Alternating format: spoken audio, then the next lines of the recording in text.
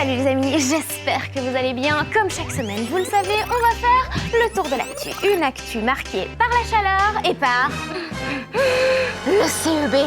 Allez, c'est parti. Bon, et n'oubliez pas d'activer la cloche pour nous donner un petit coup de frais. Et encore mieux, mettez un petit pouce. Alors je suis bloqué dans une sorte de labyrinthe et la seule façon de sortir, c'est de sauter au-dessus des murs. Et je crois que je manque un petit peu de technique. Sur l'île grecque d'Astypalea, des cascadeurs professionnels se sont réunis pour une grande compétition de free running, de course libre. L'objectif de ce sport est d'utiliser l'environnement proche et de créer son propre parcours d'acrobatie. L'important dans le free running, c'est de réaliser des enchaînements à la perfection. Mais moi, je dirais que c'est surtout important de retomber sur ses jambes. Bon, évidemment, tu n'essayes pas de refaire ça à la maison ou alors sur un petit coussin à 10 cm du sol.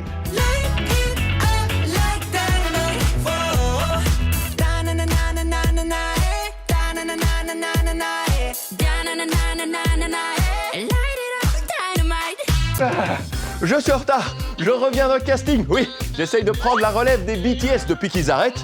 Quoi? Tu n'es pas au courant? Les BTS viennent d'annoncer qu'ils font une pause. Les 7 membres du plus célèbre groupe de K-pop au monde se disent épuisés.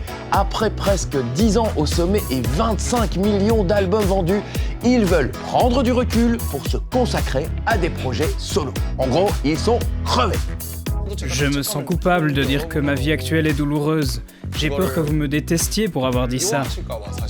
Je me sens coupable quand je dis que je veux me reposer. Si l'annonce a fait pleurer les millions de fans dans le monde entier, c'est tout un secteur qui s'effondre. Les BTS rapportent des milliards de dollars à l'économie de la Corée du Sud, mais ils représentent bien plus que ça.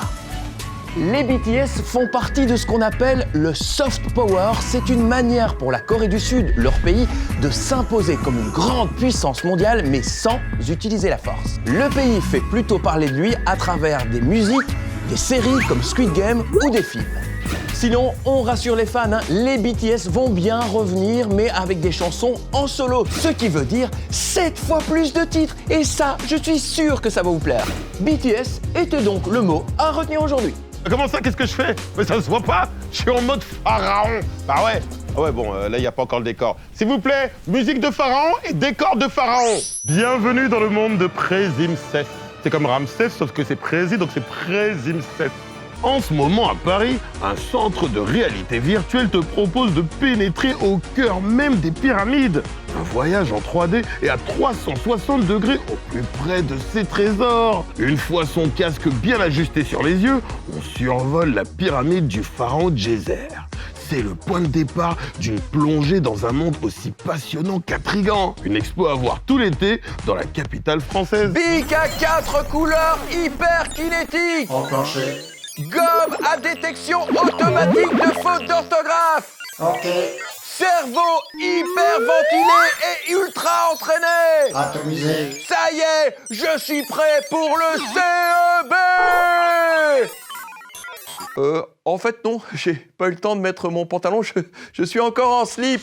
Alors, pour ceux qui vivraient sur la planète Mars, oui, le CEB, c'est parti. C'est vrai que c'est toujours un peu stressant ce CEB, même si on a bien travaillé. D'ailleurs, certaines questions étaient un peu plus difficiles, mais d'après ce que je vois, on dirait que ça se passe pas trop mal. Ah ben, on va le savoir tout de suite. Stressée au début, sauf que quand j'ai vu les épreuves, je me suis dit c'est facile, c'est comme les entraînements qu'on a fait, mais il faut pas se dire que c'est trop facile et tout ça. J'étais à l'aise parce que j'étais dans un endroit que je connaissais, on était bien, on avait une table pour nous tout seuls. Un petit peu stressée, mais pas trop non plus parce que j'ai beaucoup étudié et je sais que j'allais peut-être réussir.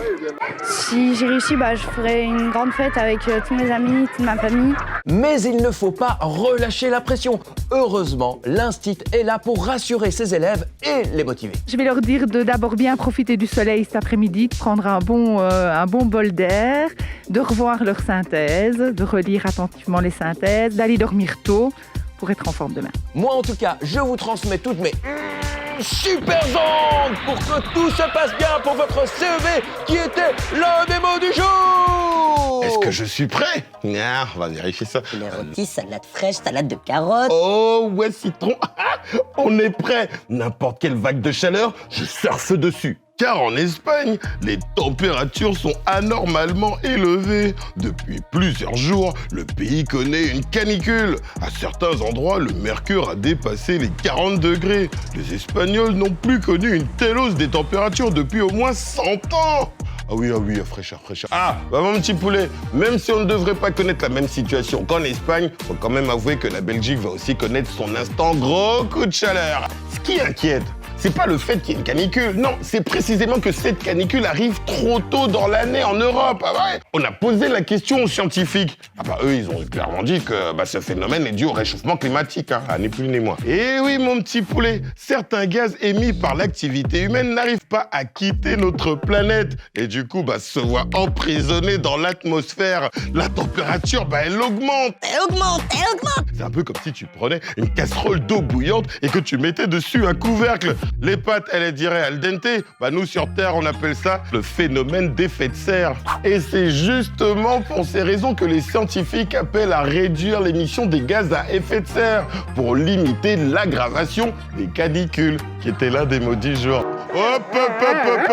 Pas de passe panda parti, pas de panda sur la piste.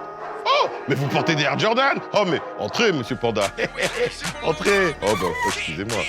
En Chine, aux eaux de Chongqing, 6 pandas géants viennent de fêter leur anniversaire. Et pour que cette fête soit réussie, les éleveurs du parc leur ont confectionné de jolis gâteaux d'anniversaire. Mais évidemment, il n'y a ni crème, ni chocolat dans ces desserts. Oh là là. À la place, on a plutôt des pousses de bambou, des fruits et des légumes. Cette vidéo est déjà terminée, mais pas de panique, mercredi, on vous prépare une vidéo trop bien, surprise, avec Prési. Alors abonnez-vous pour pas la louper. Ciao.